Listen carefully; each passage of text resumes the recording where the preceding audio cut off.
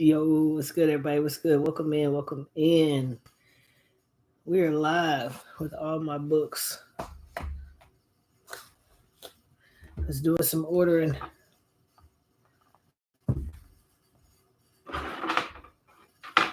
In case y'all ain't forgot, what's good, everybody? Welcome in, welcome in, welcome in.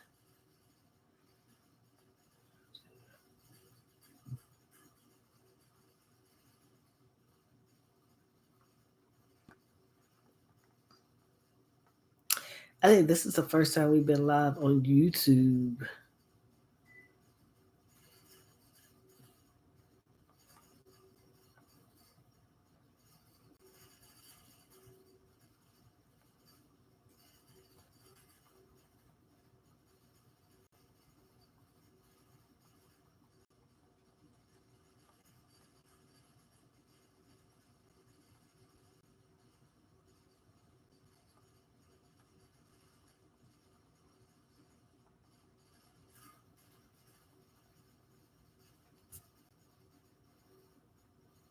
What's good, everybody? What's good? What's good? I don't have moderation. This is the first time. Let's get into it.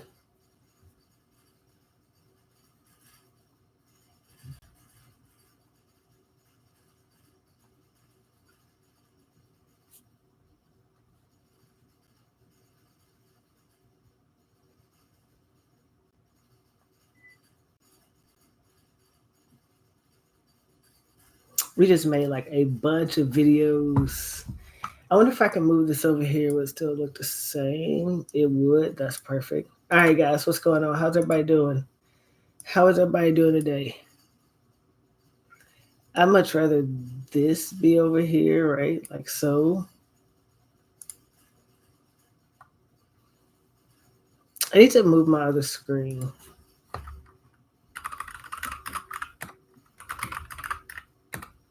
Let's dive into alchemy.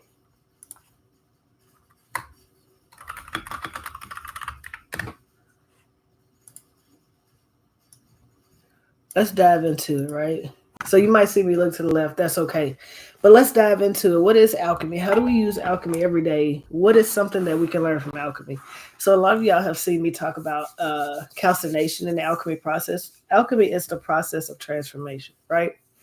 So it's transformation of any and everything we can think of. So some ways that we've transformed our life through alchemy is we can do it in a spiritual way. Dr. Carl Jung did it with psychology. We can do it through chemistry. We can do it through plants, agriculture. There's so many different ways that we can use alchemy in our everyday life. But it's just a matter of using it, right? So let's look at this whole process of alchemy and let's talk about some of the steps. I guess I want to I feel the need. What are we going to talk about? Let's talk a little bit about the history of how alchemy was used before. A lot of people back in the day, when the burning of the Great Library of Alexandria, a lot of people would travel from miles and miles to study the alchemical ways, or known as the Emerald Tablets, or known as the Philosopher's Stone. They wanted the elixir of life. They wanted to understand the process of transformation, how to transform things. During this time period, too, you had a lot of like women. Yes, I said women that used alchemy to heal the sick. So something that was very common back then, and you won't think of it right now as being common, was like constipation. Constipation was like one of the leading causes of death. And a lot of alchemists had a lot of herbs that they used to create to help people through this process. But people don't talk about that as often, just because the fact that it was,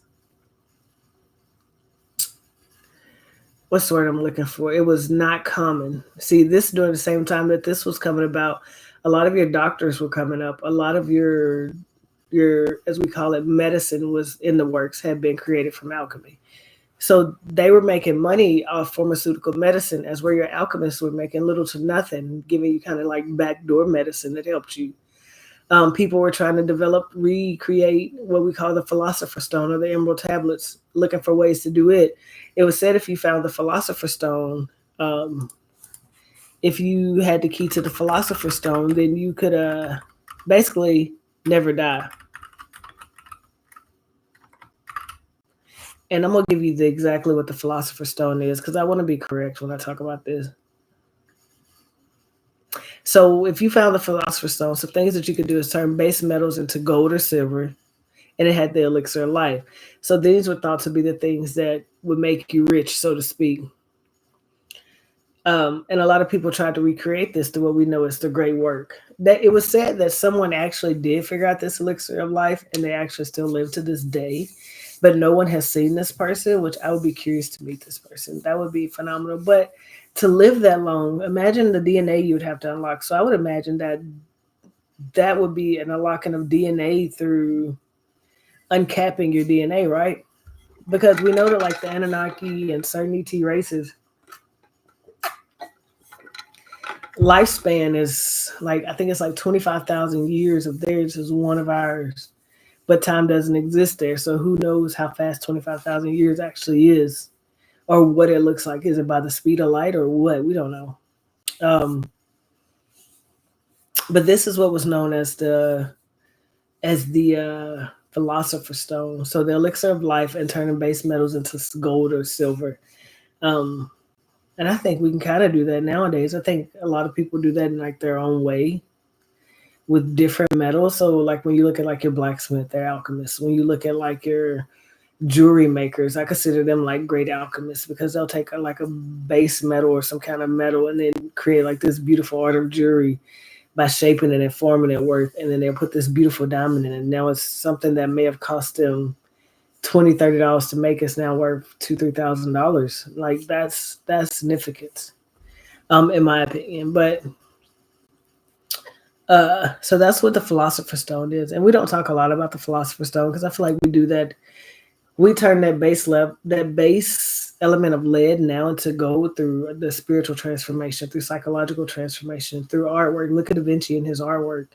When he was doing his artwork, to him he was painting, but now when you look at it, his artwork is worth millions, and he has so many different like codes encoded in his artwork. Who would have imagined that it would be so much, you know? So that's kind of like what alchemy is, transformation. Carl Jung used it to help patients on a psychological level to understand who they are and unlock different things. We do it by cleansing the chakra system. When you cleanse the chakra system, you essentially take what's known as dis-ease out the body, and you allow the body to work how it needs to work and clear out energetic chakra points. And then you basically have, when you get to the top of your head, you have enlightenment. So the energy of what we know as the Kundalini energy is flowing through our body to give you ultimate enlightenment. You've let go of conditioning and beliefs and fears and things of that nature. When we look at it from a numerology standpoint, in numerology, you start with the number one. Like we think of number one is like the beginning of the calcination process. Calcination is in spiritual alchemy, which is the beginning of adding oxygen to the flame that already burns in you. And so it all kind of ties together of art of transformation from the base level of 10 all the way up to the base level of gold, right? But we necessarily see it that way because some of us need different tools to get to the same end result. So we have different tools that we use to still even get there. We use tools such as astrology, numerology, sacred geometry, tarot reading, um, channeling, mediumship. All of these are basic forms of alchemy. They're all stem from alchemy. So if you want to get to like the root cause of how this stuff was created, look to alchemy. Even when you look into something like the Bible, right? If you look at like if you read the Emerald Tablets and then you go and read the Bible, they're essentially kind of the same thing, which is the Bible's made up of these different scrolls that was left by ancient people to give us information leading up to where we need to be. So that I think that's phenomenal in itself. So those are just some different ways in which we use alchemy and how it's created. You know, even in like now, like certain Disney movies have alchemy in them. And I tend to jot down like a bunch of notes. So I'm kind of going through my notes. Otherwise, I talk about like different stuff.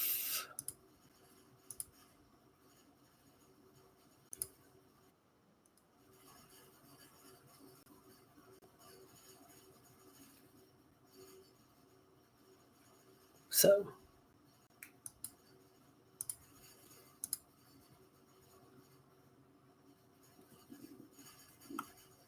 I just got hungry. All right. All right, let's get back into it. So now let's talk about like let's get into like the history of alchemy. Who came up with alchemy? Where was alchemy thought to derive from, and where did the idea come from? So, from what we know, the idea come from what we know as the Egyptian or as the Atlantean Thoth. I don't call them a god, and I don't call them any of that nature because they weren't gods. They were kind of other beings like us that just inhabited this earth before us. Thoth was said to sit down and write down what we know as the Emerald Tablets. In these Emerald Tablets, it contained the Philosopher's Stone and also the key to alchemy. We also know that people were traveling from all over the world to get these secrets from Thoth and his brother. I want to say Enlil. We're gonna go with Enlil for now because Enki was the father. His brother Enlil or Ra. I mean Ra. We'll use Ra because everybody's familiar with Ra. And they would give this information to a certain group of people. Thoth actually didn't, but we know that Amun Ra was giving this information out. And these people were taking this back to their cultures and teaching this. And a lot of it was the Chinese culture, the Arabic culture, a lot of the Middle Eastern cultures, where they would take this information back and they would teach it amongst the people. We also know that when Thoth introduced the Emerald Tablets, he introduced alchemy. He was showing people how to write, math, science. All of these different things was different things that were taught to us as we started to evolve. Um, and we began to understand the use of alchemy, the understanding how to raise our consciousness, how to live as one, how to live as a family. But as they left, we understand that this information was essentially kind of still taught for a while, but in a sense, it might have been almost forgotten for a while. We started moving more towards what we know now as like a Western way of living. But good thing is we're moving back into the times of living in this way, living through the land, understanding the vibration and frequency of Mother Earth, living with a sense of feeling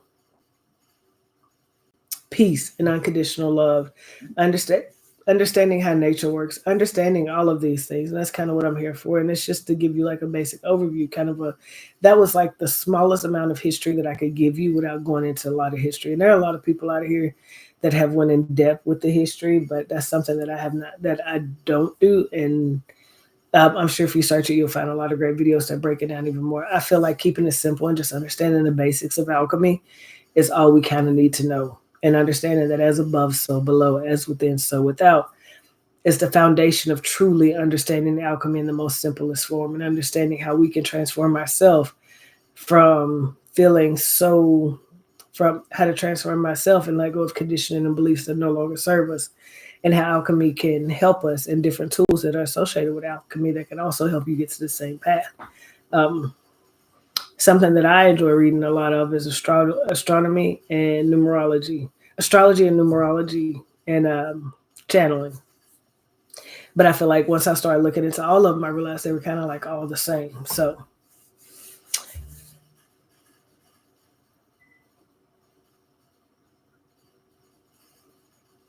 let's look at the first one. Let's dive back into calcination and numerology, right?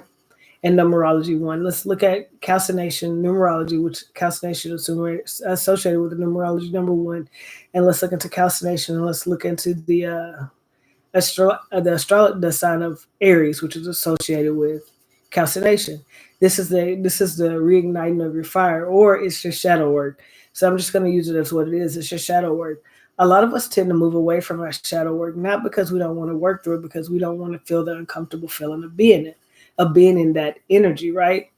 It is also known as the dark night of the soul. It's called the dark night of the soul because this is a transformational period in which you let go of things that don't serve you and start to usher in things that do serve you, right? And this is important because a lot of times we tend to hold on to things that don't serve us and feel ourselves stuck or stagnant or an energy that's not aligning with us when we can move into energy that does align with us. And how do we do that? By letting go of the past. See, when we live in the past, we can't move to the future because the past holds us almost captive. We're holding on to what people did to us, why they did it to us, and how they did it, and how it made us feel. But those emotions should be fueled to help you release them. When we hold on to that, then we tend to not be able to see the future as clearly as we should. We tend to not be able to move into the future. We're in almost like an endless cycle. So that's why this first step of alchemy is important, because you start to realize how the ego is trying to protect you from what it doesn't know, and you're able to bring in your higher self or the spiritual side of you to what it does know, and then you begin to balance those. A lot of times we hold on to what things people have done to us, but they've moved on, and we're still here kind of stuck captive in those feelings. Those feelings aren't serving you, and they're not allowing you to release, and they're not allowing you to move forward. They're almost keeping you prisoner in your own endless loop of hurt, sadness, depression, anxiety, and so on and so forth. Me, me personally, I'd rather live in like a